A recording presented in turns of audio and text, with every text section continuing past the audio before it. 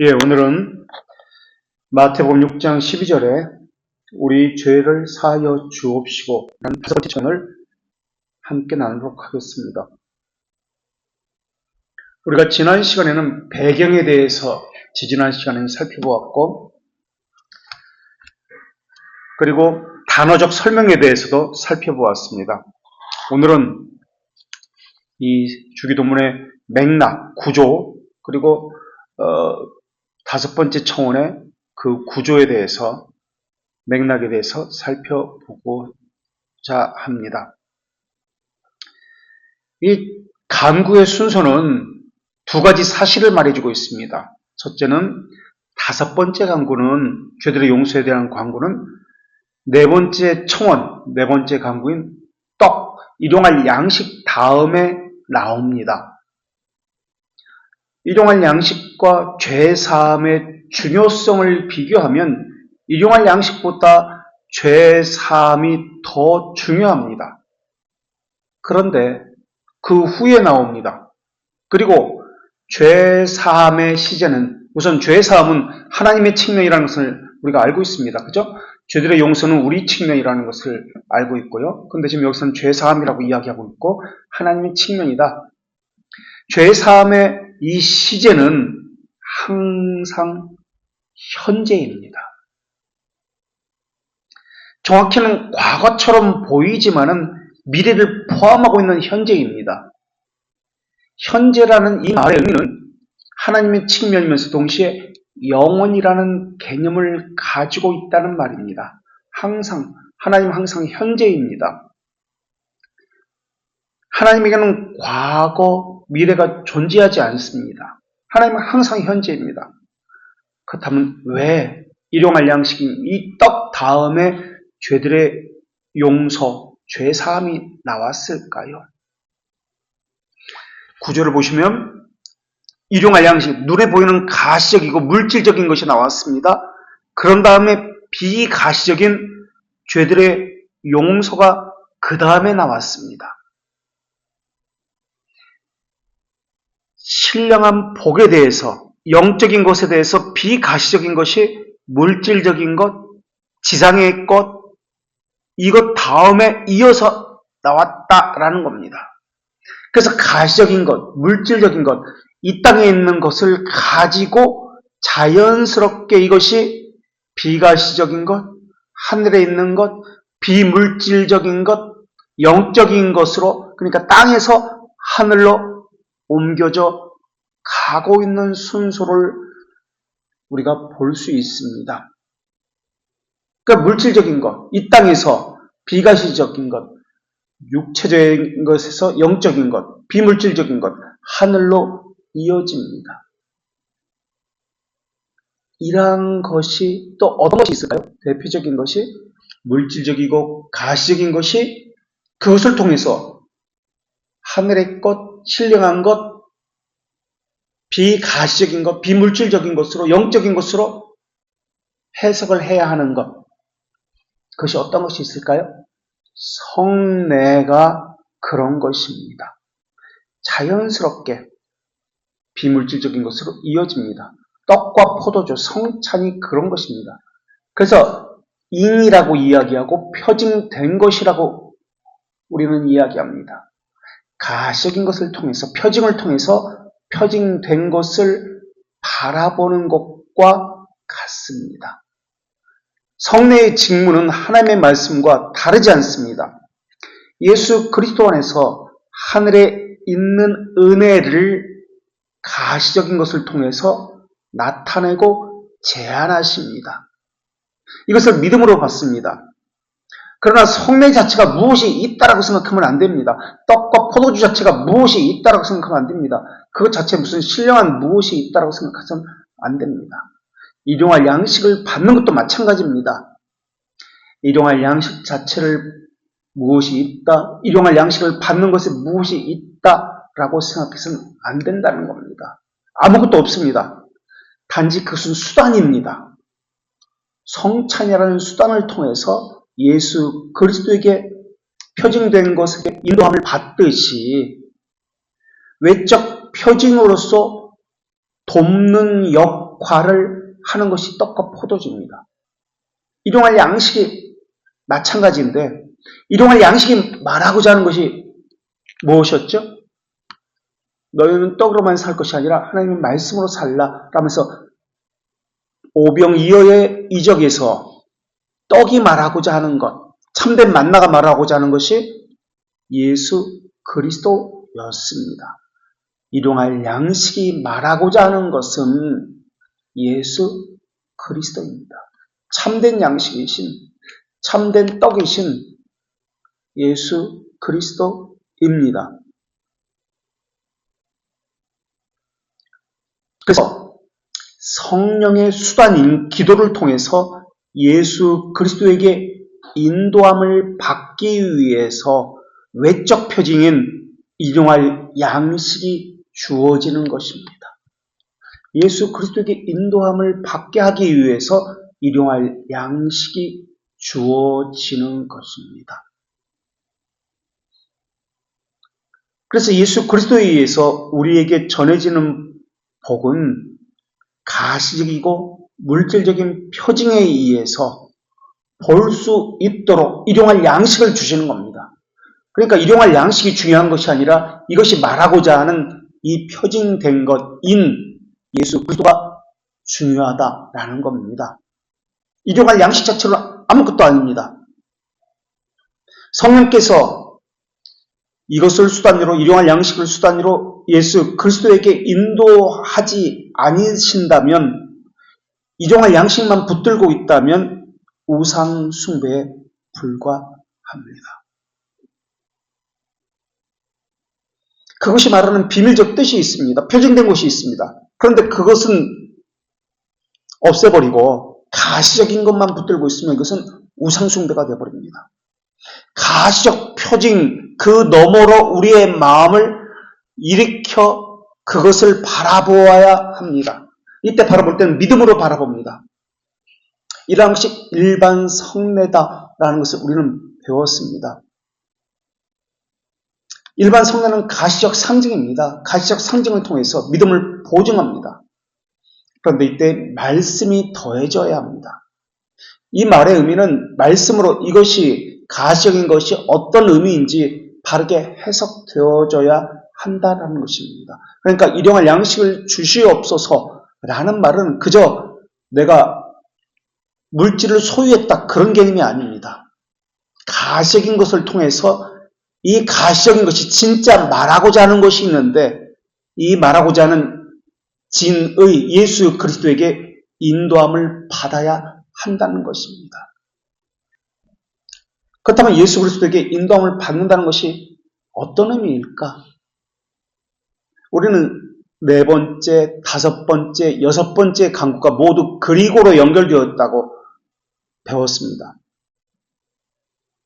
어떻게 일용할 양식이 예수 그리스도에게 인도함을 받습니까? 이것이 말하고자 하는 것이 이제 다섯 번째 강구에서 드러납니다. 그것은 일용할 양식이 말하고자 하는 것은 구체적으로 뭐냐? 표징된 것은 예수 그리스도인데 다섯 번째 강구가 그리고로 연결되어 있습니다. 연결되어서 이것은 하나의 틀 속에서 봐야 한다고 말씀드렸습니다. 죄들의 용서입니다. 그러니까 일용할 양식이 말하고자 하는 것은 예수 그리스도입니다. 그리고 다섯 번째 강구가 죄들의 용서입니다. 그렇다면 예수 그리스도 안에서 죄들의 용서와 관련 지어야 하는 것이 일용할 양식이다. 그런 뜻입니다.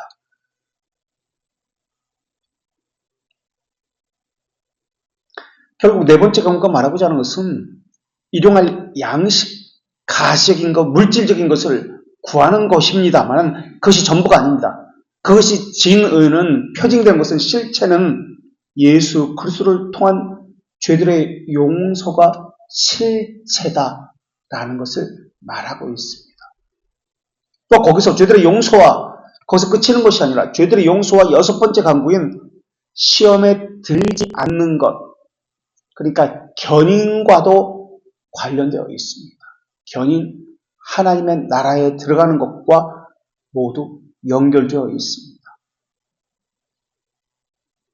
그래서 일용할 양식 네 번째 강구입니다. 이것을 다시 한번 정리하면 다섯 번째 강구인 죄사함. 이 관계를 다시 한번 정리하면 우리 측면에서 죄들의 용서인데 이 관계를 다시 한번 정리해 보겠습니다. 네 번째 강구 일용할 양식입니다. 표징입니다.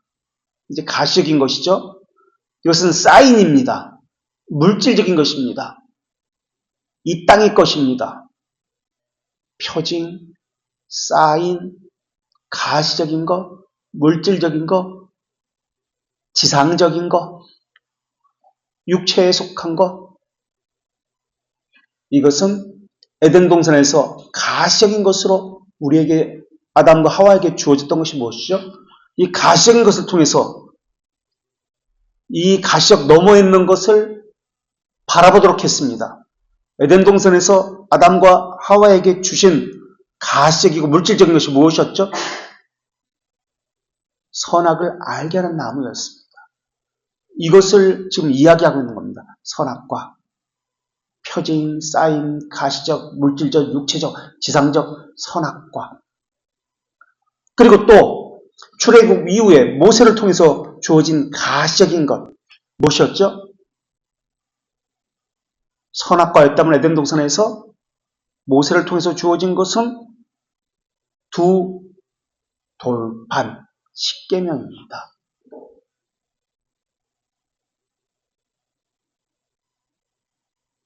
그리고 이것은 일용할 양식이라는 가시적인 것으로 또 연결되어집니다. 그렇다면 이것은 여기서 머무는 것이 아니라 표징된 것, 인을 또 바라보게 했습니다. 하늘에 있는 것을 바라보게 했습니다. 비가시적이고 비물질적인 것을, 영적인 것을 바라보게 하는 것이 이 가시적인 겁니다. 그렇다면 다섯 번째 강구로 나아가게 됩니다. 그리고로 연결되어서 다섯 번째 강구는 죄들의 용서, 죄사함과 관련되어집니다. 이것이 바라보는 것은 죄사함입니다. 표징된 것입니다. 이것은 의미입니다. 진의입니다. 시그니파이드입니다. 시그니파이드. 심정에 새겨진 것입니다. 심정에 새겨진 하나님의 말씀입니다. 심정에 새겨진 의지의 변화, 순종입니다. 이렇게 연결되는 거예요. 다섯 번째 강구는 시그니파이드, 표징된 것, 의미, 진의, 심정에 새겨진 하나님의 말씀, 의지의 변화인 순종, 이런 것과 관련되어집니다. 그래서 네 번째 강구가 다섯 번째 강구, 네 번째 강구 속에 들어있는 바라보는 것이 이 다섯 번째 강구입니다. 하나님은 선악과를 먹지 말라는 계명을 주시기 전에 선악과를 먹지 않을 수 있는 의지를 주셨고 하나님의 말씀을 심정에 새겨주셨고 순종할 수 있는 의지도 하나님께서 주셨습니다. 그런 다음에 순종할 수 있는 의지, 이것을 주신 다음에 그 다음에 주신 것이 계명입니다. 그래서 일용할 양식은 겉으로 드러나는 하나의 표현일 뿐입니다. 우리가 이제 월드컵이 시작되잖아요. 올림픽이다, 월드컵이다, 무슨 이런 것이 시작되면 또는 해외여행지를 가면은 그 도시를 상징하는 어떤 무엇이 있습니다. 우리나라를 상징하는, 우리나라는 뭐지? 남대문? 뭐 어떤 도시에 가면은 배지 같은 거 있잖아요. 배지, 냉장고에 붙이는 이런 마그네틱 같은 걸 도시를 상징하는 것을 표시하는 것을 사옵니다. 루터를 상징하는 어떤 심벌, 칼빈을 상징하는 어떤 마크, 심벌 같은 것을 사옵니다. 그 배지, 심벌을 보면은 그 도시를 기억하거나 아니면 루터를 생각하거나 칼빈을 생각합니다. 그 배지는 뭐죠? 기념물입니다. 그것을 상징하는, 이 배지 자체가 기념물이고 상징이지만 그 배지 자체에 무엇이 들어있다라고 생각하면 안 됩니다. 무슨 능력이 있다라고 생각하면 안 됩니다. 그저 가시적인, 이 도시를 상징하는 가시적인 물체입니다. 이 배지가. 마찬가지예요. 일용할 양식, 선악과라는 것은 그것을 상징하는 그냥 배지예요. 심벌이에요. 구약에 나오는 할례, 꿈, 선악과 생명나무, 무지개 이런 것들은 가식인 것들입니다.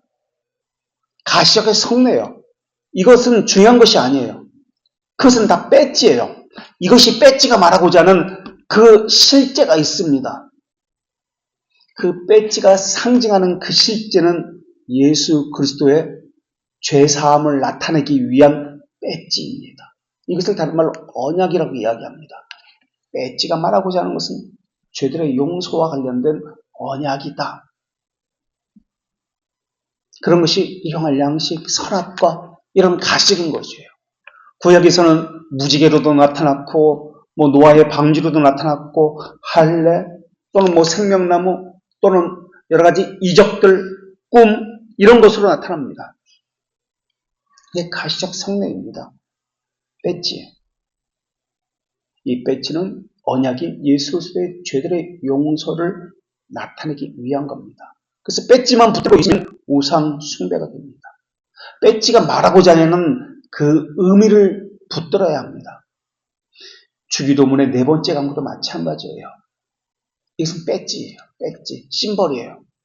그것이 말하고자 하는 그 의미를 붙들어야 합니다.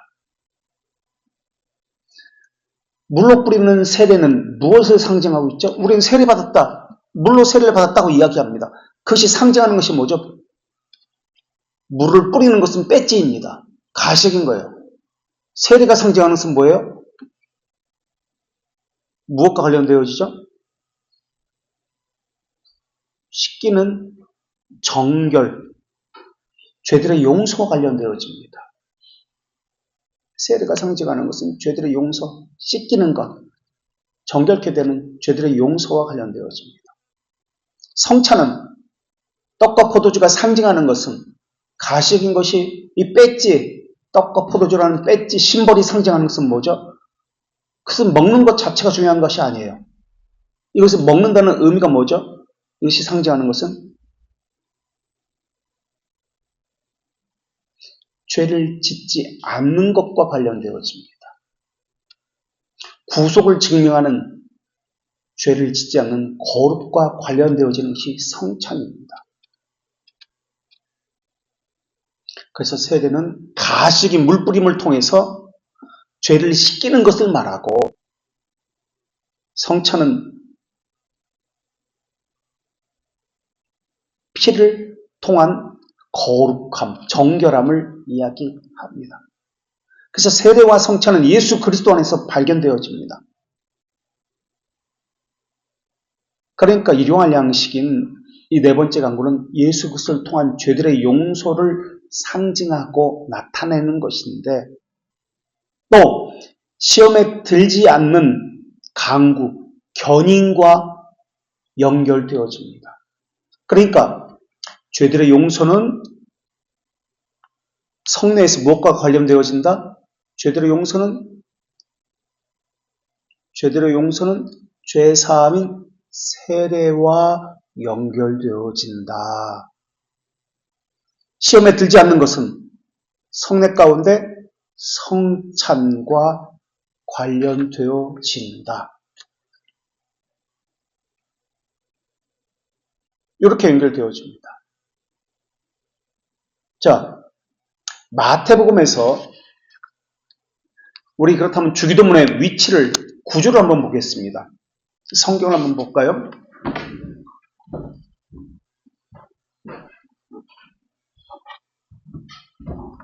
마태복음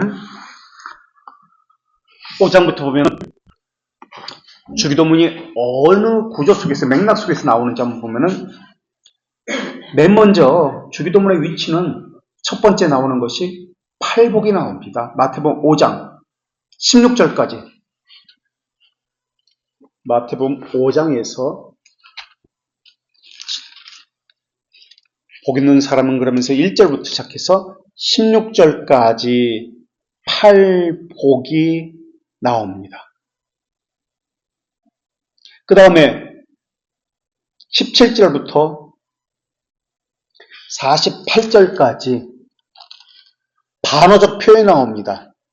그러니까 너희는 이렇게 들었으나 이렇게, 그것이 아니다. 이런 반어적 표현이 그 다음에 나옵니다. 그게 두 번째, 48절까지 5장 17절부터 5장 끝까지 반어적 표현 두 번째, 그 다음 세 번째, 종교 행위에 관한 가르침을 하면서 주기도문이 언급됩니다. 6장 1절부터 18절까지 종교적 행위와 관련되어서 구제, 기도, 외식. 그래서 세 번째 구조에 주기도문이 들어갑니다. 종교적 행위와 관련해서 구제, 기도, 외식을 이야기합니다. 여기서 구제, 기도, 외식. 마태복음 6장 1절부터 18절까지 그 속에서 종교적 행위, 구제, 기도, 외식 속에서 기도가 있습니다. 이게 세 번째입니다. 그 다음에 네 번째는 마태복음 7장부터 마태복음 6장 19절부터 7장 11절까지 1계명에 대한 설교를 하십니다. 1계명에 대해서 마태복음 6장 19절부터 7장 11절까지 1계명에 대해서 1계명은 나 외에 다른 신을 섬기지 말라라는 계명입니다. 네 번째, 1계명에 대한 설교를 하시는데 나 외에 다른 신을 섬기지 말라. 두 신을 섬기지 말라. 마태복음 6장 19절에서 7장 11절까지 1계명에 대한 설교합니다. 그 다음에 다섯 번째, 마태복음 7장 12절부터 27절까지 여기서 그렇기 때문에 결론을 내립니다. 결론. 마태복음 7장 12절부터 마지막까지 결론을 내리십니다. 그러니까 이 다섯 가지 구조 가운데 가장 세 번째 중심에 둔 것이 주기도문, 정확히는 종교적 행위입니다. 종교적 행위 가운데에서도 주기도문을 가장 핵심에 두고 있습니다. 첫 번째 상상수훈은 소위 팔복을 이야기합니다. 하나님 나라의 백성들에게 선포되는 말씀입니다. 하나님 나라 백성은 이런 삶을 산다. 이들은 새롭게 창조된 백성이다. 라는 것을 이야기하는 것이 팔복입니다. 그래서 이 팔복은 산상수훈의 서문과 같습니다. 심령이 가난한 자는, 애통하는 자는 복이 있나니 소금이고 이런 사람이 빛이다. 라는 말씀이 합니다. 그러니까 하나님 나라 백성은 어떤 사람인지 말하는 것이 팔복입니다. 그래서 심령이 가난한 사람이 되어야 한다. 애통하는 사람이 되어야 한다. 자기 의를 버려야 한다. 자기 공로를 버려야 한다. 하나님 의존적 사람이 되어야 한다 하는 것을 말하는 것이 이 팔복의 주제입니다. 자기 의를 버려야 된다. 자기 공로를 버려야 된다. 애통하는 사람이 되어야 된다. 가난한 사람이 되어야 한다. 그것이 주기도문에 그대로 나타납니다. 어떻게 나타나냐? 우리에게 일용할 양식을 주시옵소서로 표현되어 산상수훈에 이 팔복이 함축되어 나타납니다. 하나님을 구하는 사람, 이 뜻이 일용할 양식이라는 뜻이라는 것을 우리가 배웠습니다. 가난한 사람이 되어야 한다. 애통하는 사람이 되어야 한다. 자기 의를 버려야 된다. 하나님 의존적 사람이 되어야 한다.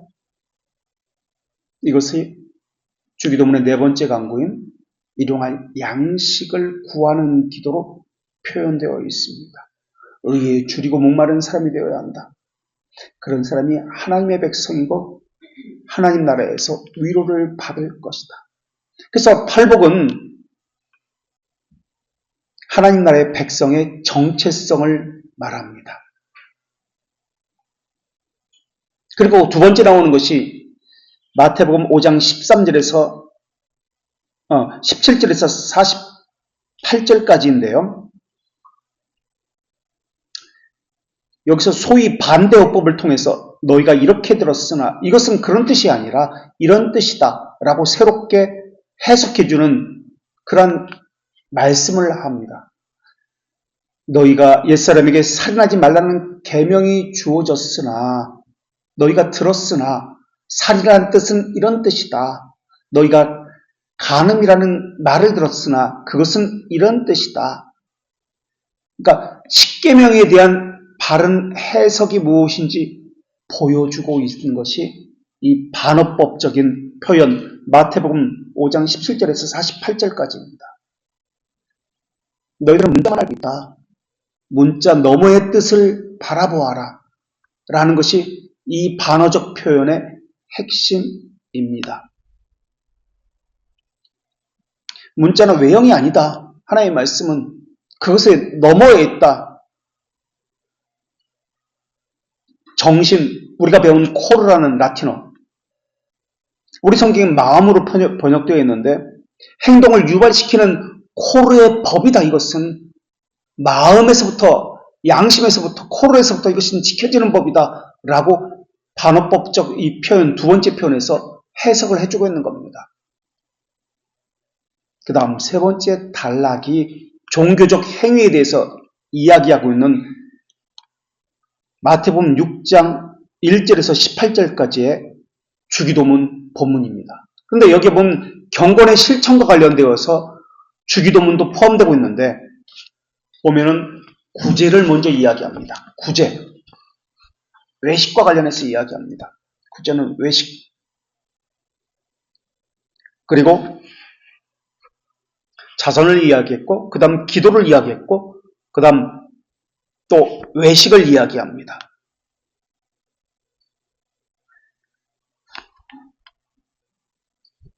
이러한 것을 이야기하면서 가장 핵심에 있는 것이 주기도문입니다. 그러니까 주기도문이 마태복음 6장 5절에서 16절까지 나오는데 주기도문 바로 앞에 나오는 것이 구제 그리고 외식, 금식 후에 나오는 것이 금식, 외식 이런 것입니다. 주기도문 바로 앞에 나오는 것이 자선, 구제에 관한 법을 이야기하고 그 다음 주기도문을 이야기하고 그 다음에 나오는 것이 외식, 금식을 이야기합니다. 그 다음 네 번째 단락, 십계명의 1계명에 대해서 해석합니다. 마태복음 6장 19절부터 7장 11절까지 하나님 외에 다른 신을 내게 두지 말라 라고 하면서 하나님과 우상을 비교하는데 하나님의 섬기는 것의 반대가 우상을 내 옆에 두는 것이다 라고 하면서 우상의 대표적인 것을 뭐라고 이야기하냐면 돈을 섬기는 것, 맘모니즘, 하나님과 맘몬을 동시에 섬길 수 없다라는 것을 여기서 이야기합니다. 제1계명에서. 그러니까 예수님은 유대인들에게 지금 너희들은 하나님을 섬긴다고 이야기하고 있다. 그런데 너희들은 동시에 맘몬도 함께 섬기고 있다. 너희들은 우상숭배자다 라고 이야기하는 겁니다. 그 사람이 무엇을 중심으로 살고 있는지 보면은 그 사람이 무엇을 섬기고 있는지 알 수 있다는 겁니다. 일 때문에 나는, 직장 때문에 나는, 친구 때문에 나는 하나님과 교제할 시간이 없습니다.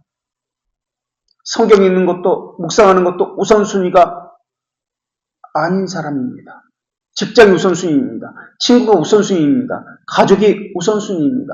내가 하고자 하는 취미가 우선순위입니다. 하나님의 백성이라면 만몬을 숭배하는 것을 포기하고 하나님만을 의지해야 합니다. 그것이 일용할 양식이 말하고자 하는 겁니다. 돈으로 만몬으로 자기 안전을 확보하려고 하지 말라. 하나님을 전적으로 의지하는 삶을 살아야 한다. 공중에 나는 새를 봐라. 들에 핀 백합화를 봐라. 그것을 먹이시고 입히시는 분이 누구인가? 라는 것을 말하고 있습니다.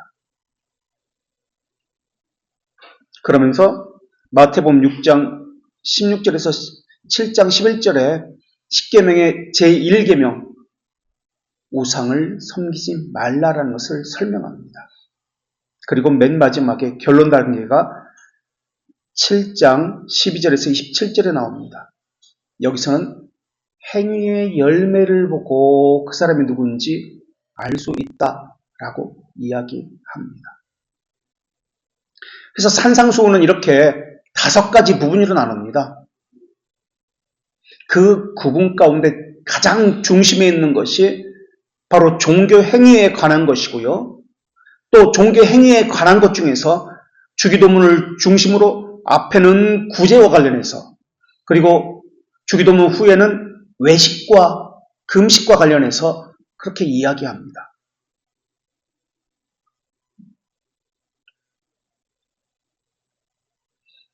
그래서 종교 행위 가운데 가장 핵심이 주기도문인데 첫 번째는 구제를 이야기합니다. 마태복음 6장 1절에서 4절.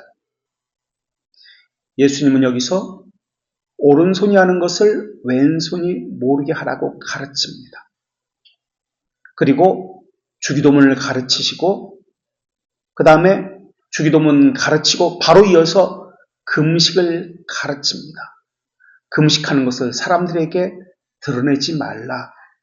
그러니까 주기도문의 앞뒤에 구제와 금식을 이야기하면서 구제하는 것을, 금식하는 것을 사람들에게 드러내지 말라라고 가르칩니다. 사람들 모르게 하라. 이걸 자랑스럽게, 그걸로 교회를 자랑하지 말라. 그걸 하는 것을 통해서 우리가 좋은 교회다라고 말하지 말라. 우리는 전도하는 교회다. 그거 말하지 말라. 유대인들의 종교 행위의 가장 기본이 되는 것은 구제와 금식이었습니다. 이것에 대한 가르침입니다. 그것을 드러내서는 안 된다. 그 중간에 있는 것이 이 주기도문입니다. 그리고 마태복음 6장 주기도문을 이야기할 때 또 이렇게 합니다. 마태복음 6장 5절에서 9절에는 잘못된 기도를 가르칩니다. 마태복음 주기도문을 가르치시는데 주기도문 앞에는 구제, 주기도문 뒤에는 외식을 가르치지만 또 주기도문을 가르치면서 주기도문 바로 앞에는 외식으로 하는 잘못된 기도를 가르칩니다. 거짓 기도를 가르칩니다. 당시 유대인들이 거짓 기도를 하고 있었다라는 것을 말하고 있는 겁니다. 그리고 첫 번째는 유대인들의 거짓 기도를 가르치고 두 번째는 또 거짓 기도를 가르치는데 이방인들의 거짓 기도가 이것이다 라고 잘못된 기도를 또한 지적해서 알려주십니다. 그래서 거짓 기도, 첫 번째 거짓 기도는 유대인의 거짓 기도, 두 번째는 이방인의 거짓 기도, 그런 다음에 주기도문을 알려주십니다. 그래서 주기도문의 강조점을 되새기는 방식으로 이웃에 대한 죄의 용서를 말씀하십니다. 그래서 주기도문은 마태복음의 이 주기도문의 이 본문은 문학적으로 탄탄한 구조를 가지고 있습니다. 정교한 구조를 가지고 있습니다. 산상수훈 정중앙에 주기도문이 있고 이 정중앙에 있는 주기도문을 중심으로 종교적인 행위를 있고 종교적인 행위 중에서도 또 거짓 기도, 유대인의 거짓 기도가 이런 것이다, 이방인의 거짓 기도가 이런 것이다 라는 것을 이야기하고 있습니다. 그러면서 하나님 나라의 백성은 이런 종교 생활을 한다, 이런 기도를 한다 라고 하고 있습니다.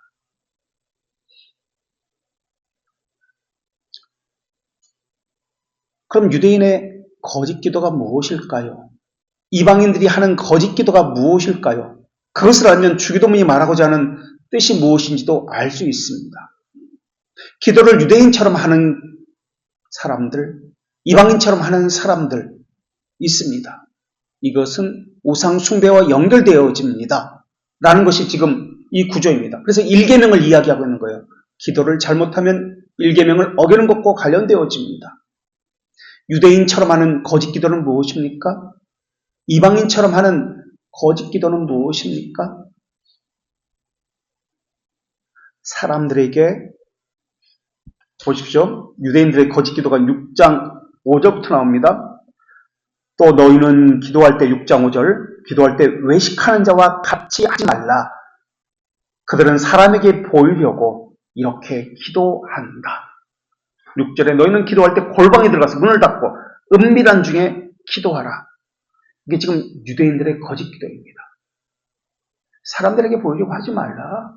기도 시간, 어떤 교회는 기도 통장을 만들어가지고 내가 기도 몇 시간 했다. 하늘에 보물이 쌓인다라고 부역장들에게 보고를 합니다.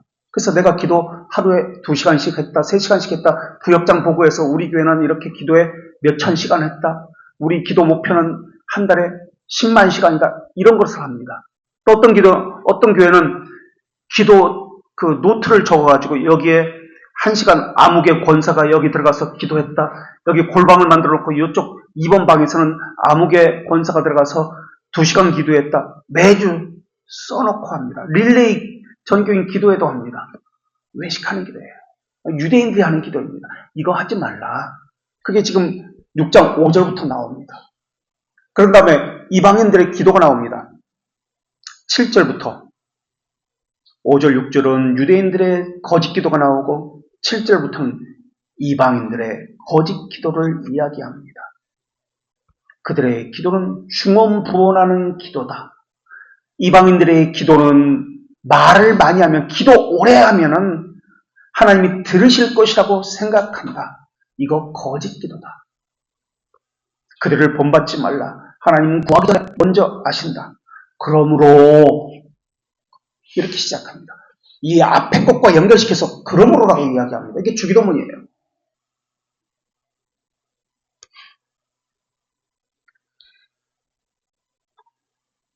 무엇을 마실까? 무엇을 입을까? 염려하지 말라. 그러므로 너희는 먼저 그의 나라와 그의 의를 구하라. 유대인의 기도를 하지 말라. 이방인들의 구하는 기도를 하지 말라. 염려와 땅의 것을 구하는 기도는 이방인들의 기도다. 그래서 기도를 어떻게 하는지를 통해서 그 사람이 누구인지, 하나님 나라 백성인지, 유대인이나 유대인의 외식인지, 아니면 이방인들이 구하는 기도인지 거기서 드러납니다.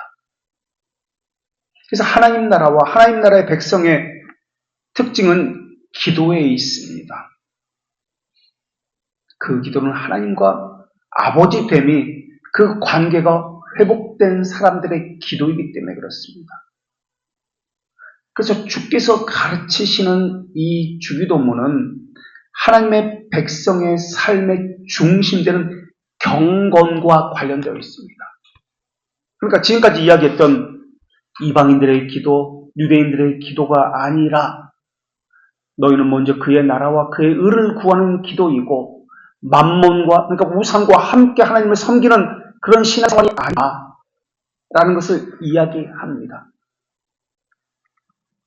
그래서 하나님의 백성으로서 어떻게 살아가야 되는지 보이는 지침서가 주기도문입니다. 또 주기도문을 또 분석해보면 또 이렇습니다. 먼저 지금까지 우리가 이야기했던 것처럼 유대인의 위선적인 기도를 말했고요. 그들은 세상적인 상을 받을 뿐이다 라고 이야기하고 올바른 기도를 이야기하시면서 6장 6절부터 말합니다. 아버지께 드리는 은밀한 기도다 라고 이야기하고, 이방인의 중언부언한 기도를 이야기하고, 올바른 기도는 6장 8절 하반부부터 이제 이야기하는데요. 그 이유는 너희 아버지께서 다 아신다 라고 하면서 6장 9절부터 13절까지 올바른 기도에 대해서 가르치십니다. 6장 9절 하반부, 너희는 이렇게 기도하라 라고 시작합니다. 13절까지 주기도문인데요. 6절 9절 하반부에 부름이 나옵니다. 하나님에 대해서 부릅니다. 그리고 6장 9절 우리 아버지여 부름이 나왔고, 그 다음 이름이 거룩함을 받으시오며 부터 10절까지 세 개의 청원이 나옵니다. 세 가지 간구가 나옵니다. 이때 하나님과 자녀됨의 관계에서 구하는 것이 하나님의 뜻을 구하고 하나님의 나라를 구하고 하나님의 이름을 구합니다. 순서대로 하면은 하나님의 이름을 구하고 하나님의 나라를 구하고 하나님의 뜻을 구합니다. 9절 10절에. 이름이 거룩히 여김을 받으시오며 이름을 구하고 나라가 임하옵시며 나라를 구하고 뜻이 하늘에서 이룬 것 같이 뜻을 구합니다. 그리고 6장 11절에서 13절까지는 다시 세 개의 우리에 관한 청원을 합니다. 그리고 6장 14절에서 15절까지 죄 용서에 관한 기도를 다시 합니다. 주기도문에 죄 용서에 관한 기도가 나옵니다만 14절과 15절에 다시 한번 죄 용서에 관한 기도를 합니다. 이런 구조를 가지고 이 주기도문이 지금 기록되어 있습니다. 하나님의 백성은 무엇을 가지고 자기가 하나님의 백성인지를 드러내는데 이것은 기도로서 드러냅니다. 이게 하나님의 백성의 정체성입니다. 하나님의 백성의 기도는 유대인의 기도와 다릅니다. 이방인의 기도와 다릅니다.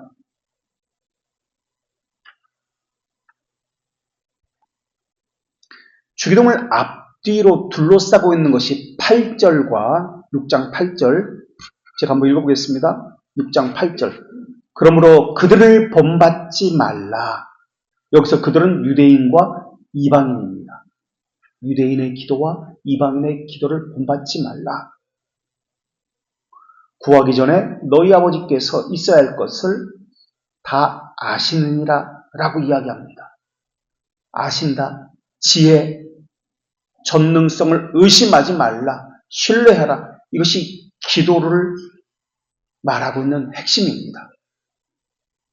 하나님의 지혜, 전능성을 의심하지 말라.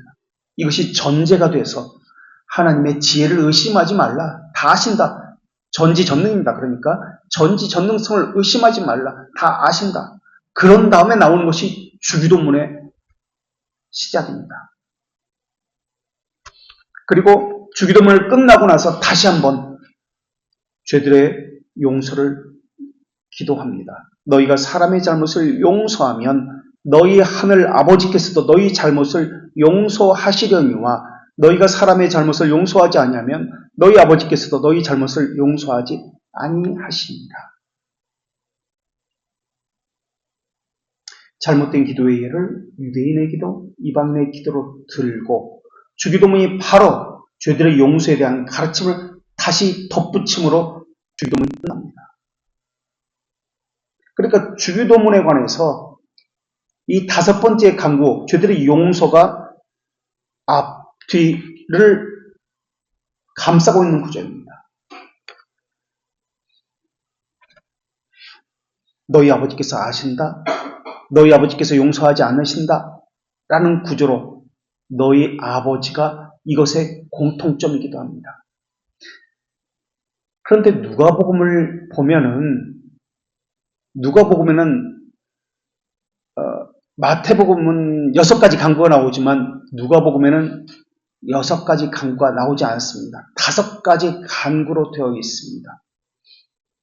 우리가 다음 시간에 이제 누가복음과 마태복음의 주기도문의 차이를 살펴볼 텐데요. 마태복음에는 하나님의 뜻이 없습니다.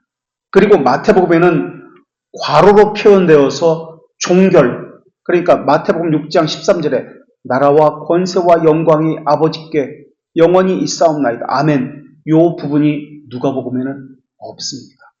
그렇다면 왜 괄호로 쳤을까? 왜 누가복음에는 하늘, 땅, 이 나라와 권세와 하늘, 땅도 없습니다. 하늘과 땅, 하늘에서 이루어진 것 같이 땅에서도 이루어지라. 이 부분도 없어요. 하늘과 땅도 없어요. 누가복음판에는. 그리고 이 괄호, 나라와 권세와 영광이 아버지께 영원히 있사옵나이다. 아멘. 이것도 없습니다. 그리고 간구는 5개입니다. 왜 그럴까? 이것은 다음 시간에 살펴보도록 하겠습니다. 기도하겠습니다.